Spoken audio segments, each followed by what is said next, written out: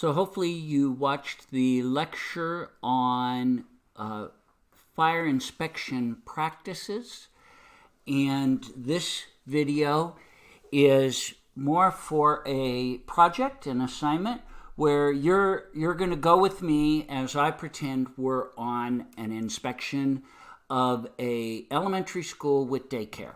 Now, some of these photos are from different schools, but we're going to pretend it's one school.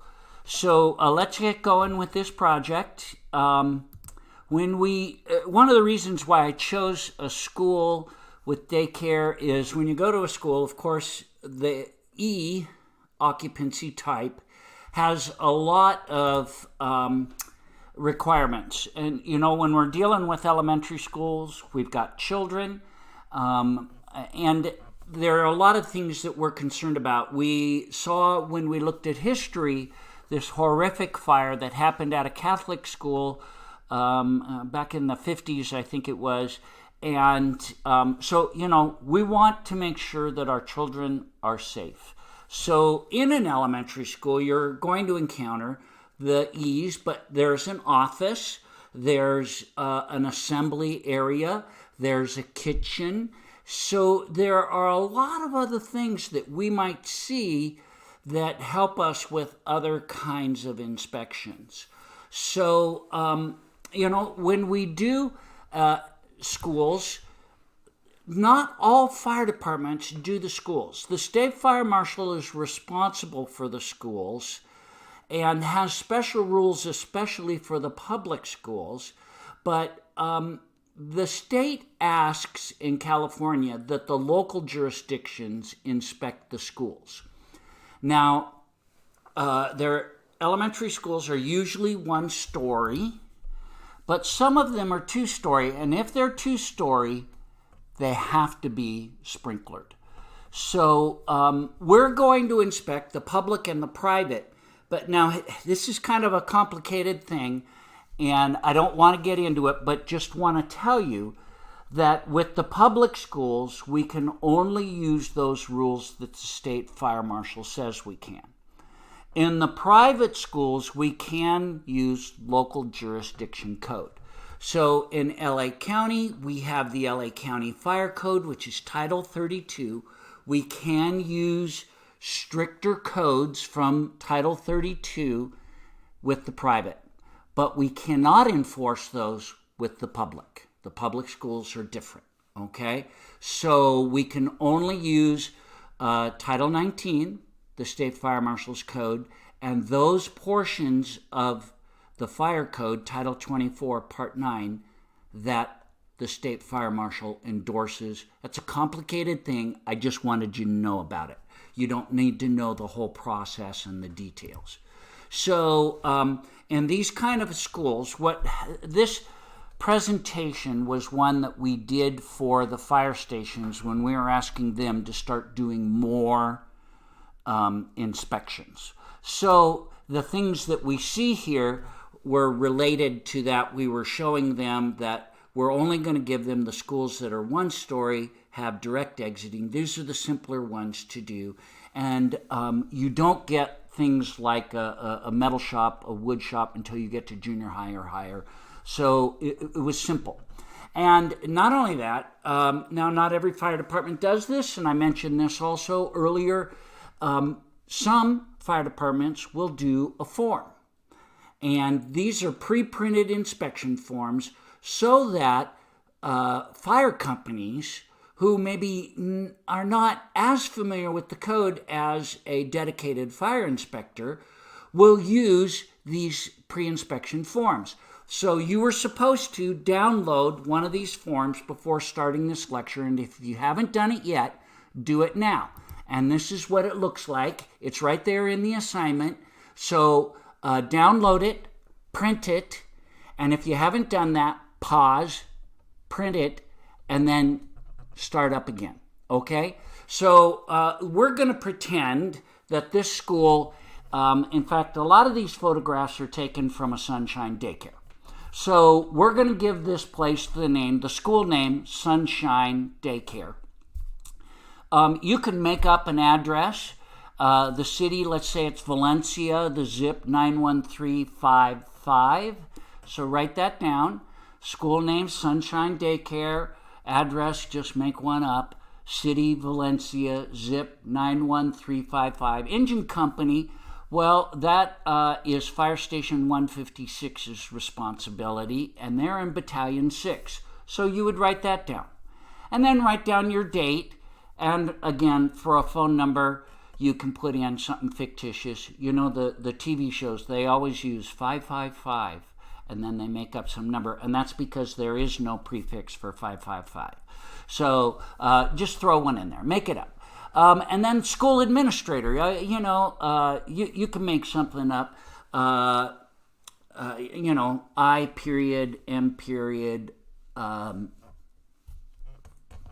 weird. Okay, I am weird.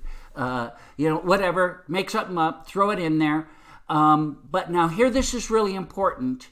Then right here where it says California Code of Regulations, Title 19, Title 24, Title 24, Building Code and Fire Code, you check these threes because we're going to find some violations. And whenever you find violations, you check this box.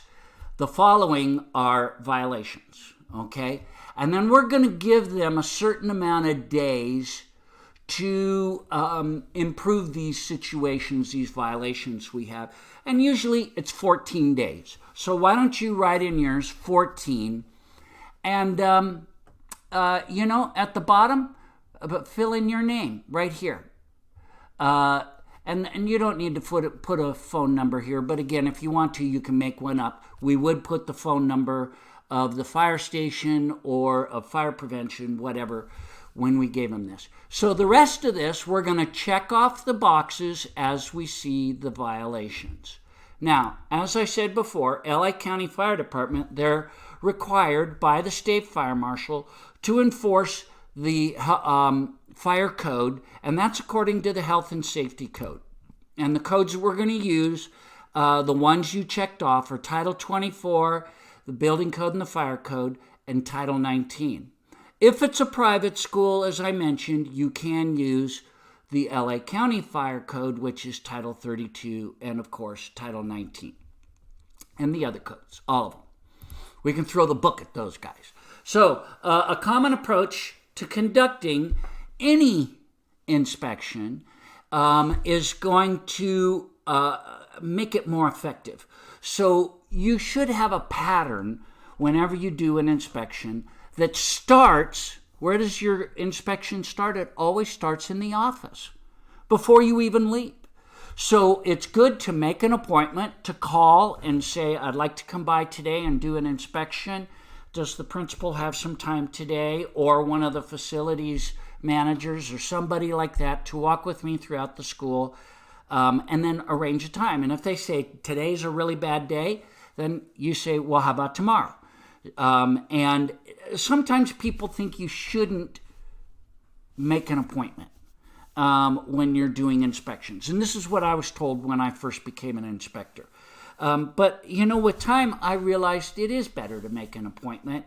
Their point was you want to catch them in the act. You want to catch them with their pants down, as the old saying says.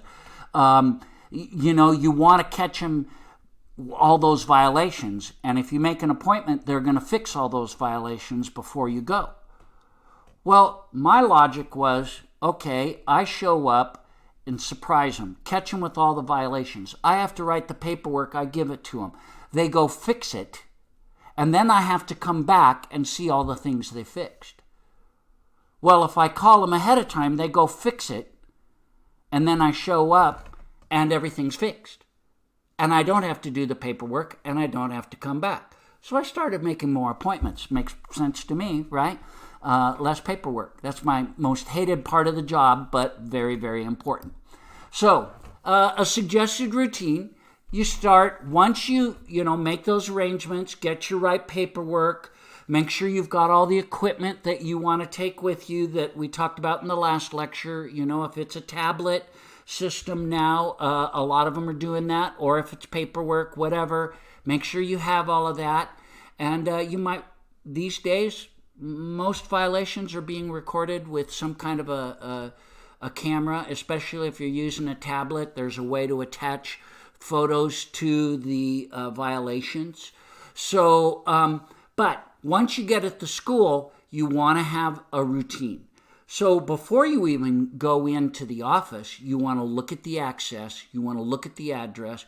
And one thing I didn't put down there is you want to look at the outside fire department equipment, fire protection systems, the post indicator valve, PIV, the FDC, fire department connection, the OS&Y, the outside screw and yoke. You want to look at those things, make sure they're in good order. Anything that's not in good order, boom, you've already found some violations. You want to make sure that the address, the code says it must be legible from the street. And they always will say, when you tell them your address isn't legible, well, how big should I make it? Well, there isn't anything in the code that says how big it has to be, because some buildings are right near the street and some are way set back. It has to be visible from the street, and the other part of the code says has to be of a contrasting color.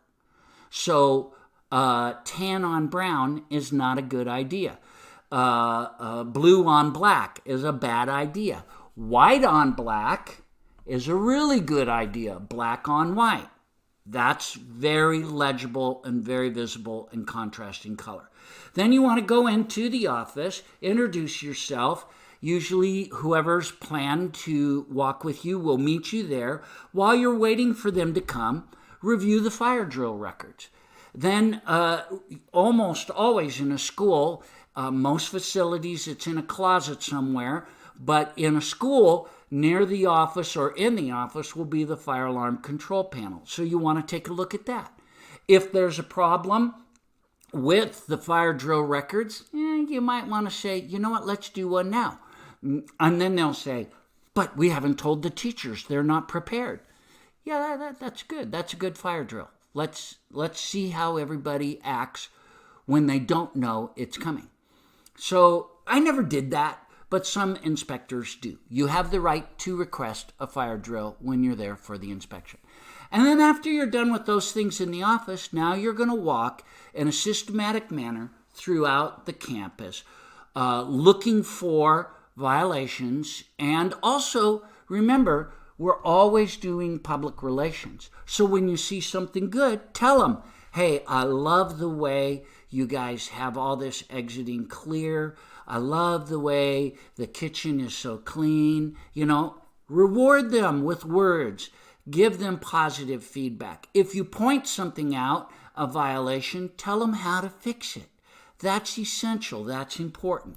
So what we're going to do through the following slides, we're just going to go from one to the next, and we're going to see common violations that are specific to schools.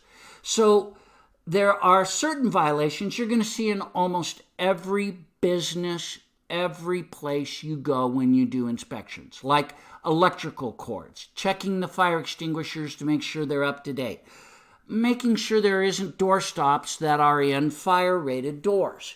These are things you routinely see, so we're not going to go over those. But for those of you in this class, know that those are your most common violations that you might see when you go out there doing inspections. So, as I said, you start with the street. You want to make sure that the address numbers are plainly visible, legible from the street with a contrasting color, large enough to read from the street. So sometimes that's a foot, right? A foot long, foot wide number on the eaves or on the side of the building. You want something that's clearly visible. Now, every once in a while you get some smart aleck that says, come on, if this place is on fire, you're going to be able to see that. And, what if it's a heart attack? There's nothing visible to see. And what if it's a move-up company that isn't familiar with this area? So the address needs to be very legible, very visible. So here's our example. And granted, I'm not using a zoom or anything, but from the street, I'm going to just point out right there, that's the address. And it is not visible from the street. So I would mention to them, hey, we need bigger letters, and maybe put it on the sign out in front. Something that's closer to the street, not so far set back. We need the address to be visible. Now, we're also, you can't see it in this, and I'm going to show you some close-ups, but we're looking at, this is a fire department access. It's a fire lane. And I'll show you how I know that it's a fire lane in the future ones, but I can see one sign right here. That's a no parking fire lane sign. I'm also going to look at the fire hydrants and any that are on-site hydrants. And like I said, looking for fire protection equipment. Now, fire lane access is always a problem at these schools because of pickup and drop-off times. And usually we'll tell them, we will allow you to pick up and drop off kids, but you need to have a system of how you're going to clear the fire lane if the fire department gets called. So I'm looking to see, are the red curbs continued to be red? Is the area clear? Now, you can't see it very well in this picture, but this whole section has been changed to yellow. Here's a fire lane sign. There's another one over here you can barely see. Here's another fire lane sign. This is all a fire lane. And they changed it to yellow, which means loading zone. They can't do that. Here's an example, a close-up, where not only, they didn't just change it to yellow, they painted over it, painted gray. Well, I can see the red, right? I can see the red here that this was originally red. And so what you want to do on this one is check off fire lane access. And you also want to check off, there's one down a little ways, I don't have it in front of me right now, but it says something about fire protection systems must be kept in the order that they were made. And this is an example of that. This was designated by the building official, by the fire inspector, to be a fire lane. You can't change it. You can't paint over it. This happens all the time at schools, a lot. So make sure that they fix that. So required access roads from every building to a public street shall be all-weather hard surface, right-of-way not less than 20 feet in width. Such right-of-way shall be unobstructed and maintained only as access to the public street. So that's what they violated, and we would enforce that. Now, so before you went into the office, you also noticed that they've got fencing around the school, which is allowed, but they've chained up this fence. Is that allowed? Well, as long as, well, first of all, do I have a key to get in there? Some people will say, yeah, you need to have a key from every place. No, we don't need a key from every place. We got a better key. It's called bolt cutters, right? The bolt cutters will go through that like butter, and we can get in there. They're trying to add security to the school, and that is allowed. You can lock people out, you can't lock them in. But if you do lock them in, then there has to be what is called a safe refuge area. And every school has a playground or a grassy area where the students can get 50 feet away from the buildings, and they're required to have 3 feet per person, 3 square feet per person, and you can do that. You can easily do that in an elementary school. So we do allow this, but it has to be then free of any obstructions other than that. So this is one of those situations where I might say to the principal or to the facilities manager, hey, I really like the way you've made it very clear to your teachers and any visitors, no parking here. This is part of the fire lane. And no parking sign. You've made it very clear. And then after, so this is 20 feet from here to here, and then they have some parking that is allowed. I'd say, way to go. I'm very happy with that. So now every once in a while we encounter gates that are locked and chained. Yeah, we don't allow that. Gates that are locked and chained where the students come and go, not where cars come and go. This is allowed where cars come and go, but where the students come and go, they can't. You cannot lock them in that manner. So what we will usually say is put a panic hardware on it, so it can be opened from the inside but locked from the outside. That's okay, but the street part, the driveway part is different. Okay, let's get going. Fire drills. You go in the office, you talk to them, you're looking at the fire drills. Here's what the code says. They're supposed to at the elementary school, and guess what? Junior hires hate this, but they're considered elementary. Secondary starts at 9th grade. So up to 8th grade, they are required to do it monthly. From 9th through 12th, they're required to do it once a semester. So fire drill records have to be kept. That's part of the code. It's not just that you have the drill, but that you also keep a record of the drill. And every classroom has to have an evacuation plan and a list of teachers' duties. They also, when the teachers go out on a fire drill, they're supposed to grab the attendance rolls, and they go out and they check off and make sure that they can account for every student that is supposed to be there that day. So this is a form that we give schools that serve in LA County, and it's just makes it easier for them, and they put it in a notebook. Excuse me, I took a little sip there. And we make sure. Now, if they say, here's January, date and time, February, nothing, March, date and time, April, date and time, and you're inspecting in May, and you go, oh, what happened to February? Oh, we did a drill in February, but we didn't write it down. Yeah, if you didn't write it down, it didn't happen. So you're in violation. So you write it down and check that off. So that's what we're going to say, is that they didn't get all of their fire drills done. So check that off on your inspection form, and you might want to remember, we're going to also write a list of things to do to fix these problems. And you'll say something like, February fire drill was not recorded. Remember, drills must be recorded. Even if they happen, they're not considered to have met the code if it is not recorded in the records. So you say something like that. You want to keep it very professional sounding. Another thing you're going to do in the office before you start walking around is look at those fire alarms. So elementary schools, daycares, they're always going to have some kind of a fire alarm.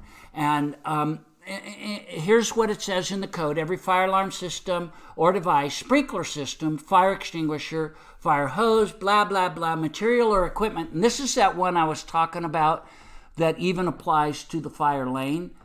Everything has to be maintained in an operable condition at all times in accordance with the regulations. So that's kind of a catch-all. That 410E item number 4, it's a catch-all. Anything that's wrong with fire protection systems, fire lanes, fire sprinklers, fire alarms, we can check this one. And if there's something more specific, we check that as well. So you look at the fire alarm and you notice that, there's a trouble. Okay, the power's on. They're not having an alarm, but they're having trouble. So trouble means that something's broken in the system. So I'm going to tell them, you got to get that fixed. Yeah, we've been telling them to get it fixed. And this funny, sound keeps coming out of the alarm. I actually had one school where one of the teachers had brought in, or not teachers, one of the secretaries, administrative assistants, had brought in a blanket and put it over the alarm because the sound was driving them crazy, that it kept making this beeping noise. And I said, why not just fix it instead? Well, the school doesn't want to pay for that. Well, they have to. And here's how I'm going to make them do it. I put them on Firewatch. So Firewatch means that they got to pay someone to walk around the school and look at the buildings and make sure they're not on fire. Now, Firewatch is going to be a lot more expensive than getting it fixed. So the Firewatch has to have a radio and a phone. They have to have a way to communicate with the office and tell them we have a building on fire, a phone to be able to call the fire department and call the fire department. They cannot have any other responsibilities. Usually they'll say, well, we'll use one of our playground staff. Well, if they are being fire watch, they cannot also be playground staff, so you need to hire another playground staff to cover your playgrounds, because they can't do both. They only can have one responsibility.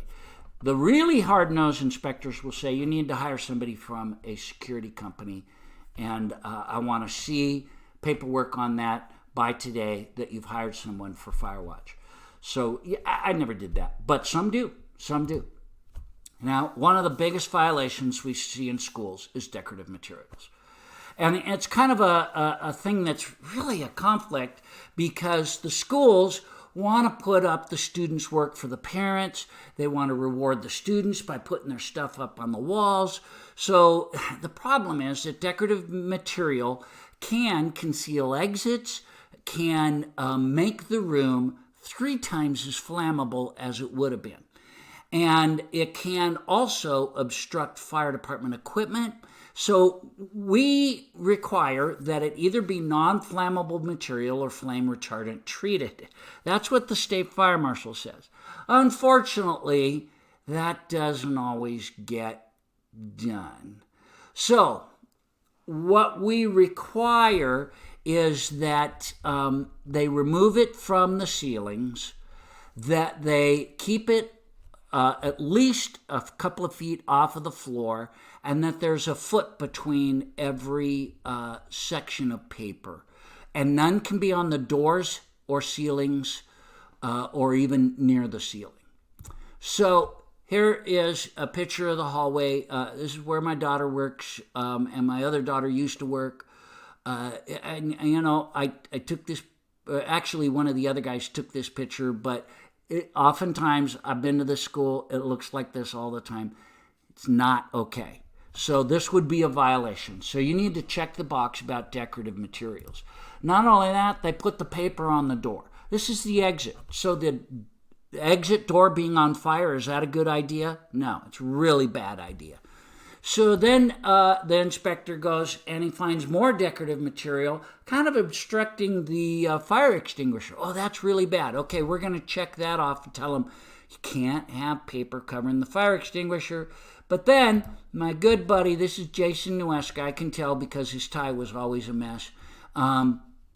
He pulled up the paper and look what's behind it. The fire alarm, the manual pull fire alarm. So this has all got to be removed. Well, you know, some of these teachers, they really get elaborate, and they do things that just, it's wonderful for the kids, but it's bad for fire safety. And this is a classic example. This is what they call a paper tree. A lot of teachers like to do this. It makes it feel like the outdoors is inside. And boy, when you tell them that they got to take this down, I've had teachers cry. So one time I came to a school and they had a tree and they had a whole bunch of stuff hanging from the ceiling. And I brought it up with the principal and the teacher, and I said, you just can't do this.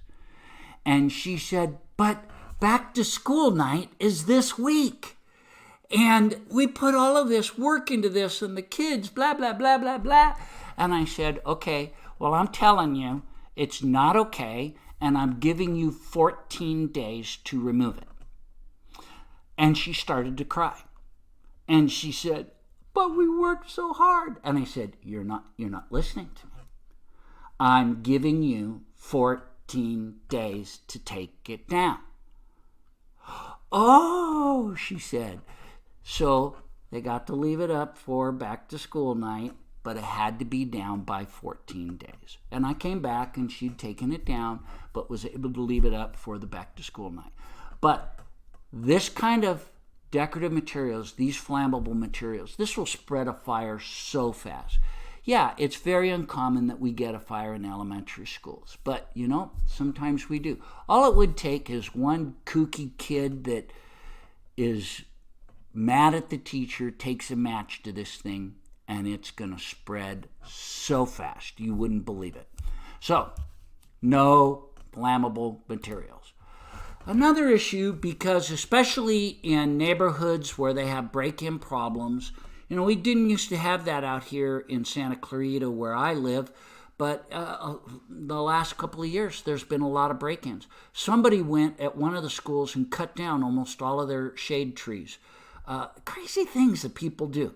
So security has become more of an issue. You have more cameras on campus now. So if there are no fire sprinklers, every classroom has to have 2 doors.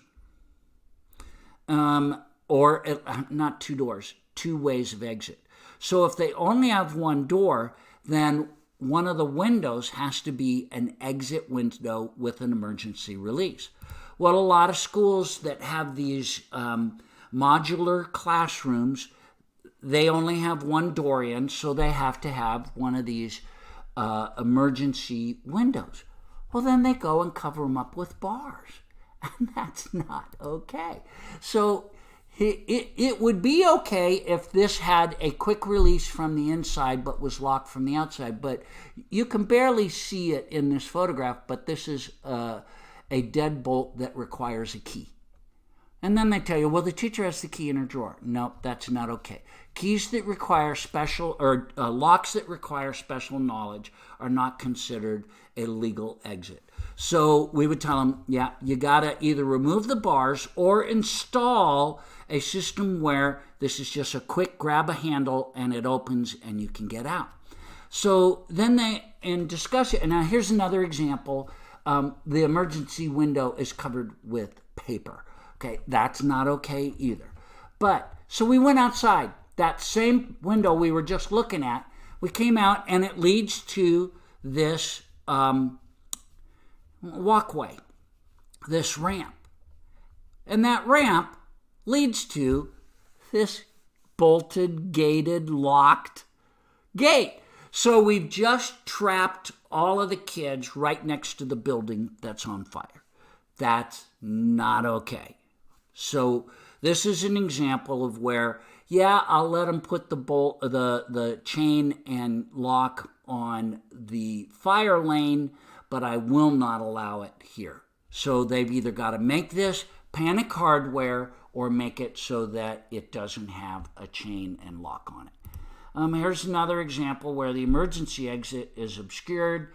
They changed it. Well, first of all, it's got a bolt and it's plexiglass, which is almost impossible to break, especially for children.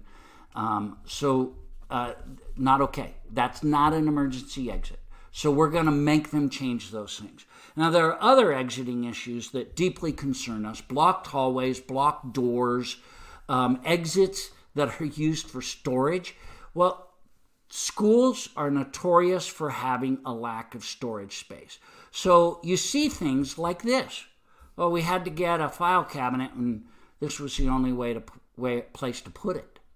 Right in front of the exit door of a classroom? I don't think so. That's not okay. It's an obstruction.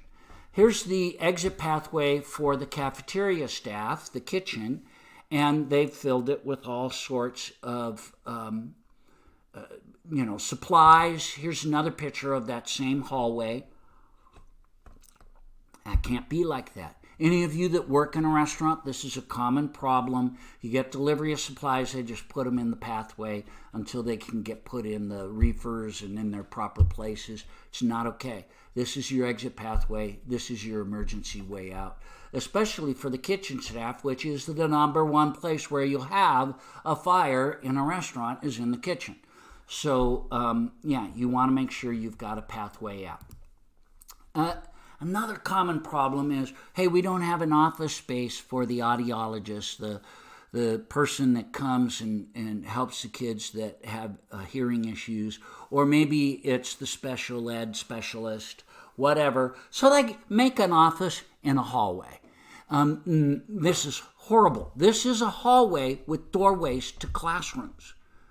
And they turned it into an office, put a desk in there. See this thing here? I know none of you have ever seen this. This is a typewriter.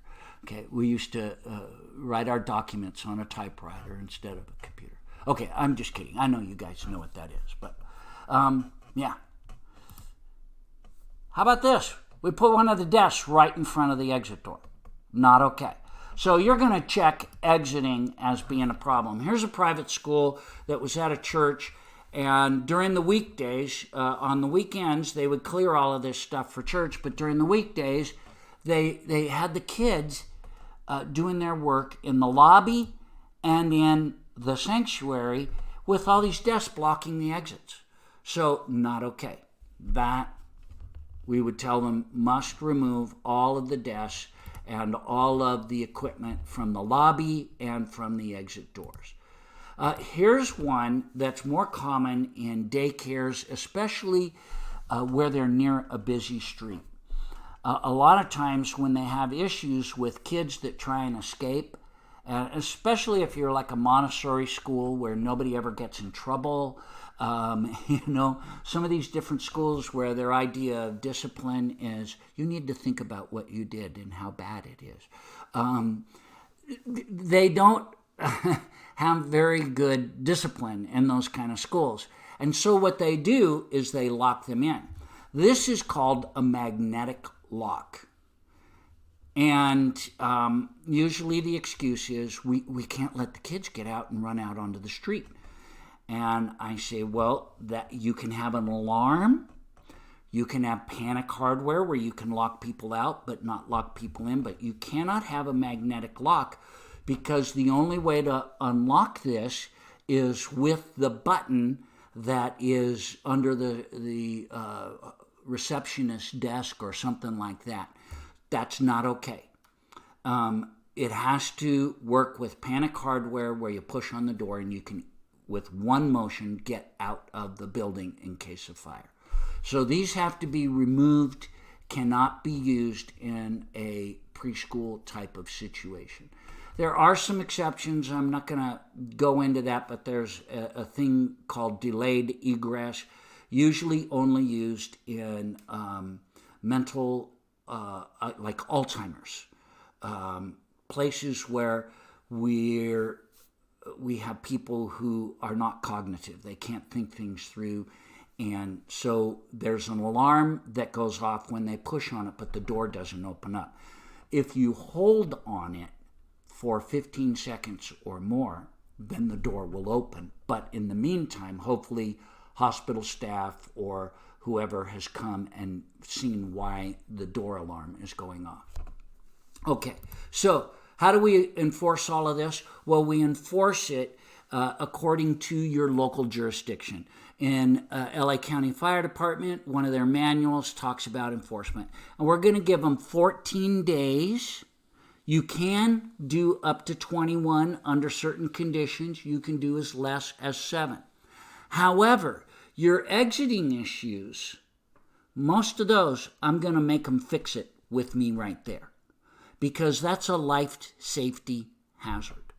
So I'm going to say we need to get this stuff moved before I leave. And anything else that you feel threatens the life of the children and the staff, that has to be fixed before you leave. Do you still write it down as a violation even though it got corrected? Absolutely. You still write it down, and you note that this item was corrected in my presence, but it was a violation, because it goes in their records. Now, these schools, they don't want to have violations. It affects their ability to be one of those honor-recognized schools. It affects their funding and all sorts of other things. So they want to cooperate. Sometimes they'll give you a bad time and roll their eyes and say, we got bigger problems than that. Well, you know what? If a bunch of kids die in a fire here at school, that's going to be a huge problem. So that's it. Get your paperwork turned in. Don't forget to also add your list. Type it up. Make it look professional. Your list of how to fix these items. Okay, that's it for this assignment.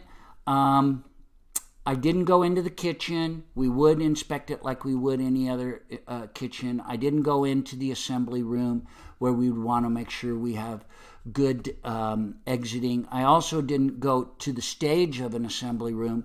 There are oftentimes violations on the stage, depending on how big the stage is and how, at high schools we get more complex stages, and there's a lot of rules to that. This was just basic and to give you an idea of how to fill out an inspection form. Some departments use these pre-done forms. Some of them, they make you type out this whole thing, or they have a copy and paste way of doing it. This is probably the easiest way to use a template like this. Okay, get your stuff turned in right away. Hit that submit button. Don't forget to submit both the form and your recommendations.